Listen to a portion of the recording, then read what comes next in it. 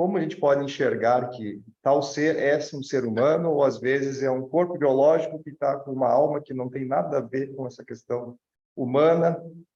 Como a gente definiria um ser humano hoje, nesses aspectos físico, material, espiritual, psíquico? Essa é uma pergunta que deve valer uns bons 100 milhões de dólares, porque nós não sabemos o que diabos é um ser humano. Nós pensamos que sabemos porque achamos que ser um ser humano é isso que nós estamos sendo, mas não é. Os cientistas, até hoje, verificaram que a humanidade somente conseguiu produzir 20 mil tipos de proteínas. Ou seja, nós temos 28.869 genes. Cada um desses genes sozinho pode produzir uma quantidade absurda de genes, mas, do jeito que nós fazemos, essa receita de um gene só produz uma proteína. E nos últimos 5, 6, 7 mil anos, a humanidade tem sido a mesma, é uma mesmice permanente, porque nós acordamos, vamos para a vida, dormimos, acordamos, vamos viver, dormimos numa mesmice comportamental. E aqui entra um problema muito sério. Freud diz com muita propriedade que o ser humano tem uma parte consciente, uma barreira. Essa barreira divide o consciente do inconsciente, mas no tal inconsciente existem forças ocultas, né? Terríveis, fórmulas mentais que os mestres hindus, os mestres do pensamento upanishádico, chamam de sanskaras, que são conceitos, fórmulas mentais doentias. E Freud dizia que ainda bem que estão lá no inconsciente, tem uma barreira, porque se isso viesse para o consciente, nós viraríamos bichos, mais ainda do que somos. Né? E o que é que Freud também diz? Uma crítica profunda ao modo como nós fazemos a religião. E o que é que ele diz? Que numa criança, né? Recentemente, alguém me perguntou, numa palestra que fiz em Minas Gerais, em Uberlândia, alguém perguntou, você ensinaria uma criancinha de 5, 6, 7 anos a rezar? Eu disse sim, claro que sim. Uma criança, na minha opinião, ela precisa se sentir segura. E, às vezes, nós, avós, pais, tios, seja lá o que for, não passamos essa segurança. E isso a criança que tem sorte de ter um pai, uma mãe, alguém que cuide dela. Né? Então, assim, eu não vejo nenhum problema e penso que a criança se sentir segura na hora de dormir e rezar um santo anjo protetor, meu zeloso guardador, que a ti me confiou, blá, blá, blá. Ou seja, a criancinha pensar que, além de ter ali o carinho de quem cuida dela, ela também tem um santo anjo. Maravilha. Isso ajuda que a criança, nesse mundo impessoal, cruel, assustador, ela consiga formar a sua personalidade e lá, quando ela se tornar um adulto, ela mesma vai e faz as suas opções. Mas qual é a tragédia? A tragédia é que nós chegamos aos 90 anos de idade, santo anjo protetor, meu zeloso guardador, que a ti me confio. Ou seja, a gente leva o mundo imaginário de uma criança para os nossos 90 anos de idade. E isso é muito complicado, porque isso talvez, isso eu estou dizendo, seja um transtorno mental sem tamanho. Porque Deus, santo anjo protetor, guia. Isso existe no imaginário de cada um de nós, conforme a crença ou fé ou postulados que a gente acredite. Mas provar, entre aspas, ninguém consegue provar uns aos outros, é da vivência de cada um.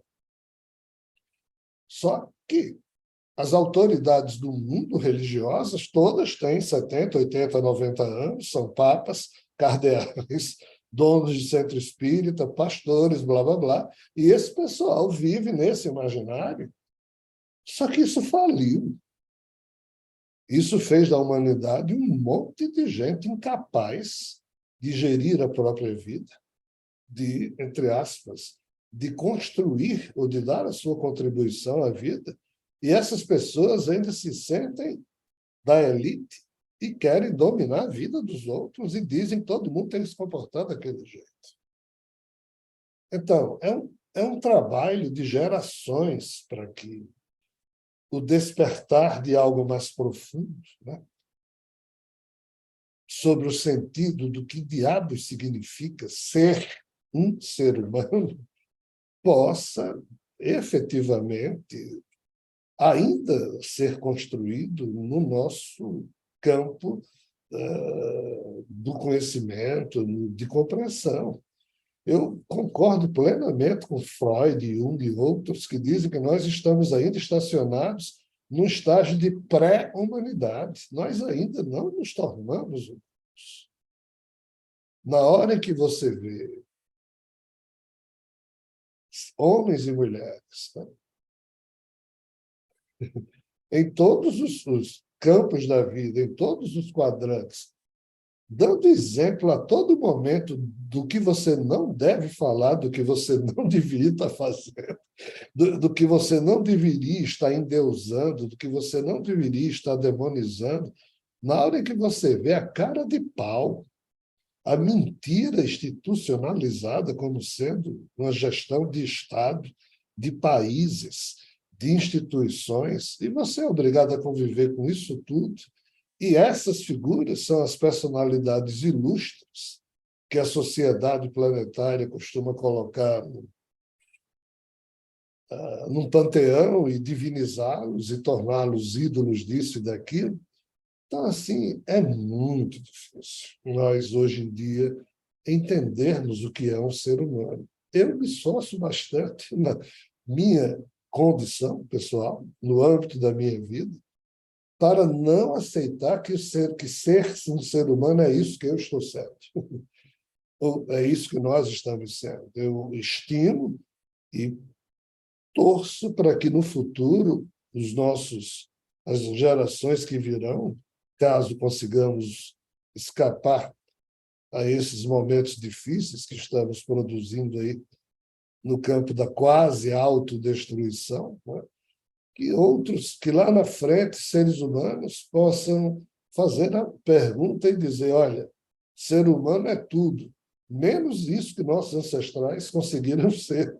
Porque a diferença do ser humano em relação a tudo mais que existe, se for verdade o que as mitologias transmitiram, é só uma. Zeus só pode ser Zeus, um leão só pode ser um leão, Javé só pode ser Javé. Mas o ser humano pode ser o que ele quiser. O problema de Zeus, de Javé, de leão, de macaco, de arturianos, de anunnakis, de sirianos, de pleidianos, o que for, é que essa turma não evolui. Ou se evolui, é num padrão bem mais modesto do que nós humanos, com o destrave que Eva lá atrás provocou no código neuronal que existe dentro de cada neurônio do nosso cérebro, nós nos tornamos livres, só que nós não fazemos uso dessa liberdade.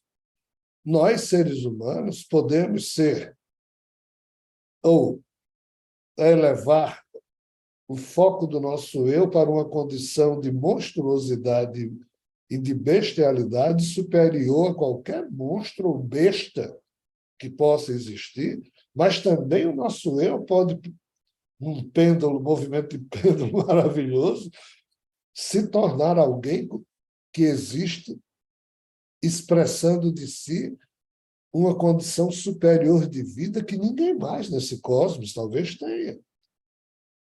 Nós, seres humanos, nos mediocrizamos, por quê? Porque diariamente o cérebro da gente se acende, em cada célula é produzido um RNA que encriptografa aquilo que a gente pensou, sentiu, e leva isso para registrar no núcleo da nossa célula, ou seja, no código de DNA, e é disso aqui que sai o resultado das proteínas. Mas como a gente só pensa e sente as mesmas merdas de sempre, os nossos RNAs mensageiros diariamente ficam olhando uns para os outros, dizendo, ai, meu Deus, de novo, lá vai.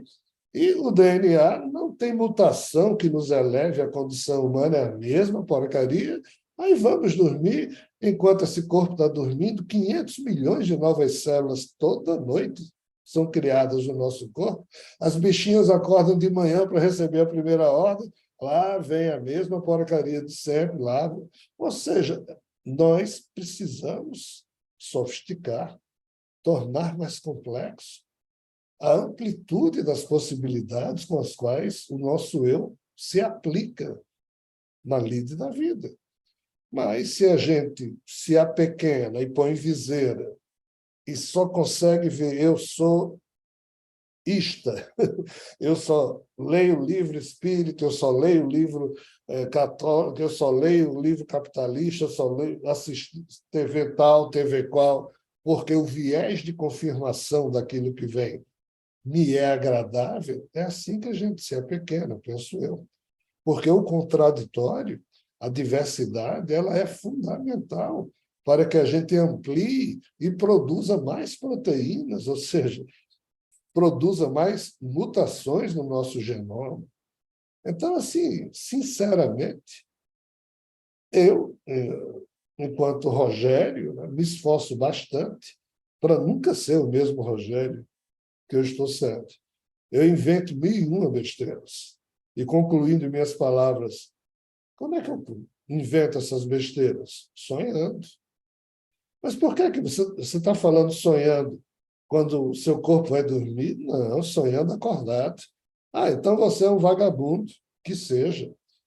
Mas eu sonho acordado o tempo todo. Por quê? Porque a lei da mente do nosso irmão Siddhartha Gautama, o Buda, é uma das maiores, talvez a grande verdade que foi transmitida à humanidade, só que a gente não sabe usar. O que você pensa, você cria, o que você sente, você atrai, o que você aspira a ser, se torna realidade. Então, se efetivamente você pensa e cria, e você constrói no seu sonho essa criação, e você torna clara essa criação e nela investe, e de tanto você pensar e criar aquilo, você sente aquilo que você criou, então você atrai de volta para você aquilo que você cria, e se isso se dá no campo da aspiração do vir a ser, de tanto você fazer isso, ocorre o quê? O milagre não, uma simples mutação no seu genoma, um novo gene surge, ou um velho gene é ressignificado, uma nova proteína surge e o seu eu aqui dá um upgrade em si mesmo, se eleva. Ah, mas quem nos eleva é Deus. Deus é que nos leva adiante. Nós estamos no colo de Deus. Jesus é que nos salva. Pode até ser. Não estou dizendo que não seja. Mas aí não depende muito da gente. Depende se alguém, de fato, nos carrega no colo. Mas eu não penso que carregar no colo necessariamente é um progresso. É só viciar a turma, querer sempre ser carregada no colo.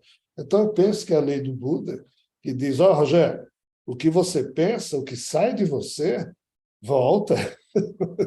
Então, procure cuidar do que sai de você. Então, o sonhar aqui é elevar o nível do nosso pensamento à condição mais superior que a gente puder, é criar, através da ousadia mental do tamanho do sonho, aquilo que a gente sonha em vir a ser, em sentindo isso, você atrai de volta para você esse sonho e aquilo se instaura no seu genoma, nos seus sinapses, no seu eu. Olha, eu diariamente faço essas bobagens. Pena que eu não consigo aplicar isso ao lado da expressão da minha cidadania pessoal. Mas, no que se refere aos termos da minha vida pessoal, isso aí eu vou tocando e vou fazendo como posso. E penso que cada ser humano deveria refletir sobre isso.